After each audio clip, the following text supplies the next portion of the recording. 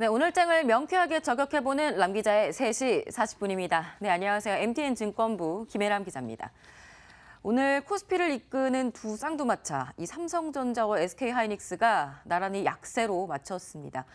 SK하이닉스 장 초반에는 선방하더니 오후 들어서는 하락세로 바뀌었습니다. 지난해 우리나라에서 반도체 42조 원어치를 수입했었던 중국이 삼성전자와 SK하이닉스, 미국의 마이크론 등 반도체 3사를 상대로 반독점 위반 조사에 착수했다라는 소식 때문입니다. 증권가에서는 이 정도 주가 하락은 아주 큰 충격을 받은 정도까지는 볼 수 없다면서 제한적인 하락세라고 설명을 했습니다. 지난달 31일 중국 반독점 당국 조사관들이 중국 현지 사무실에 갑자기 들이닥쳐서 각종 문서와 컴퓨터를 뒤졌다는 사실이 알려졌습니다. 삼성전자, SK하이닉스 측은 조사에 협조하고 있다라는 공식 입장만을 밝혔죠. 가격 담합이 사실로 드러난다면 과징금은 약 4조 7천억 원에서 최대 8조 원까지 늘어날 것으로 예상이 됩니다. 올해 1분기 기준으로 삼성전자와 SK하이닉스 전 세계 D램 점유율이 약 73%에 달합니다. 낸드 플래시는 47% 수준입니다. 우리나라 수출에서 차지하는 비중도 약 20%입니다. 이 글로벌 반도체 산업 그리고 또 우리나라 수출을 이 두 회사가 견인하고 있다라고 볼 수가 있겠죠. 여기에 이 두 회사 영업이익률도 좋습니다. 삼성전자 반도체 사업부와 SK하이닉스 1분기 영업이익률은 50%에 육박하는데요. 현재 D램 반도체 가격 계속해서 올라왔습니다. 지난 2년 동안 200%가 올랐습니다. 승승장구하고 있는 모습이죠. 그런데 중국은 이 세계 반도체 수요의 60%가량을 차지하는 최대 시장이기 때문에 만일 정말 담합이라고 결론이 난다면 꽤 파장이 클 수도 있다는 전망이 나옵니다.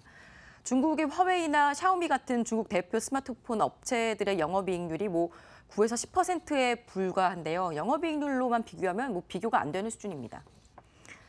D램은 제조사가 사실 삼성전자, 하이닉스, 마이크론 같은 사실상 3곳밖에 전 세계에 없습니다. 중국 제조사들은 이 때문에 가격 협상에서 주도권을 행사하지 못하고 있는 실정이고요. 이런 가운데 중국이 내년 중에 5세대 이동통신 반도체 칩 개발을 하겠다고 공언을 하고 나섰는데요.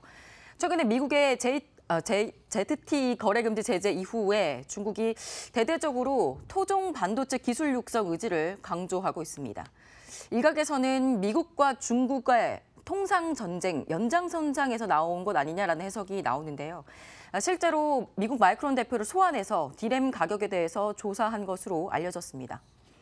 중국도 반도체 기술에 이번에 뛰어들겠다라고 한 만큼 기술 격차 축소를 위한 시간 벌기에 나선 것이라는 해석도 같이 함께 나오고 있습니다. 이 증권가에서는 이번 조사가 삼성전자와 SK하이닉스에 아주 직접적인 영향 바로 미치지 않을 것이다. 그럴 가능성은 높지 않다고 보고 있는데요. 한 반도체 애널리스트는 지난 금요일에 사실 마이크론이 2% 넘게 올랐기 때문에 오늘 반도체주가 올랐어야 하는 타이밍인데 주가가 내린 건 중국발 이슈 때문이라면서도 가격 담합 혐의 때문에 2004년에도 미국에 1조 원의 과징금을 물었었고 임직원 16명의 징역형까지 받은 적이 있기 때문에 이 경쟁사들이 그런 과거의 사례가 있어서 담합을 다시 모여서 하지는 않았을 것이다라고 추측을 했습니다. 그는 또 이어서 담합 가능성은 없다고 보지만 중국 정부가 어느 정도로 이 상황을 심각하게 보고 진행하는지에 따라서 중간중간 결과 발표에 따라 영향을 받을 수는 있다라고 덧붙였습니다. 삼성전자와 SK하이닉스는 지난 2004년에 일본 엘피다, 독일 인피니움과 함께 미국에서 반도체 가격 담합 혐의로 과징금과 민사 배상금을 냈고 징역형까지 받았던 사례가 실제로 있었습니다.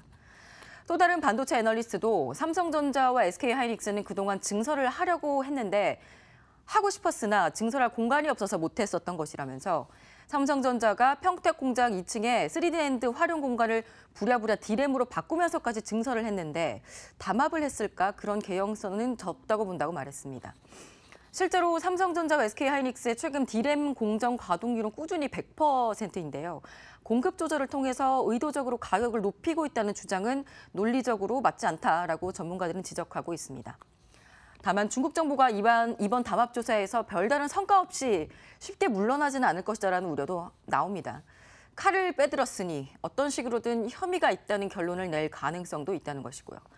만일 혐의가 없다고 하더라도 반도체 수요 업체들이 현재 가격에 대한 부담을 느끼고 있고 이런 분위기에서 과거 26개월 연속으로 반도체 가격을 지속적으로 올려왔던 것 앞으로도 할 수 있겠냐. 여기에 대해서 부담이 생길 수 있다라는 풀이가 나옵니다.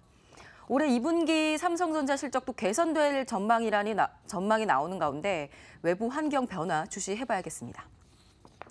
네, 이번에는 전문가들이 꼽은 내일장 핫플레이어를 만나볼 시간입니다. 내일장 핫플레이어들 만나볼까요? 사마콘덴서, 현대상선, 카프로, 오리온, 상신 EDP 이렇게 5개 종목을 꼽았습니다. 네, 월요일인 오늘은 유진투자증권 분당지점의 한민혁 부지점장 연결해봅니다. 안녕하세요. 네, 안녕하십니까? 네, 지난달 21일에 추천했었던 LNF 꾸준히 우상향을 그렸던데 오늘 52주 신고가를 기록을 했네요. 네, 오늘 사마 콘덴서를 꼽은 이유는 어떤 건가요? 예, 말씀드린 사마 콘덴서 최근에 좀 상승한 이후에 오늘 같은 거래량 감소 보이는 눌림 구간이 나왔습니다. 현재 사마 콘덴서가 생산하는 적층 세라믹 콘덴서 MLCC 쪽에 대한 매출이 좀 증가세 보이고 있습니다. 적용 범위가 5G에서 전기차, 자율주행차 등 많은 영역에 사용되면서 현재 수요 증가와 더불어서 가격 인상 모멘텀이 부각되고 있습니다. 그렇기 때문에 일단 실적은 2분기에 이어 3분기 하반기로 갈수록 더욱 강화될 걸로 좀 보고 있고요. 그리고 사마 콘덴서 2016년도부터 증설에 대한 그런 모멘텀, 증설 효과가 2분기에 이어서 3분기까지 지속될 가능성이 높습니다. 그렇기 때문에 사마콘덴서 1분기 호실적 발표한 이후에 MLCC에 대한 전장용 매출 증가, 그다음에 제품 믹스 개선으로 하반기까지 실적 모멘텀 유효하고요. 최근에 시장에서 MLCC 관련주들 강세가 좀 이어지기 때문에 그러한 종목군들이 그룹핑되면서 주가가 추가적인 상승이 좀 가능하기 때문에 내일 시장에서 사마콘덴서 관심 있게 보시기 바랍니다. 이상 유진투자증권 분당지점 한민혁 부지점장이었습니다. 네, 오늘 말씀 감사합니다. 예, 감사합니다. 네, 이번에는 개장 전에 알았으면 좋았을 걸 시간입니다. 미국 현지 시간으로 5일까지 시카고에서 아스코, 미국 임상종양학회가 열리고 있습니다. 우리나라 8개 기업이 10개 물질에 대해서 임상 결과를 발표하는데요.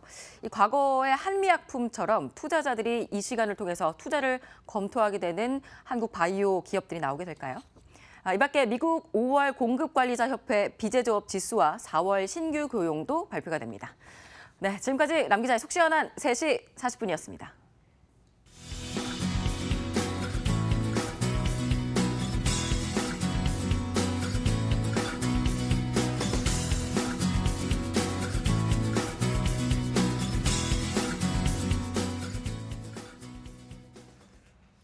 코스피가 지지부진한 사이 다른 아시아권 증시가 오늘 상당히 괜찮았는데요. 일본, 홍콩, 대만 모두 일제히 1% 넘는 상승으로 기록이 됐는데 내일도 우리 시장 좀 힘낼 수 있겠죠? 내일 장 마감도 저희와 함께해 주십시오. 마감 전략 A+였습니다. 고맙습니다.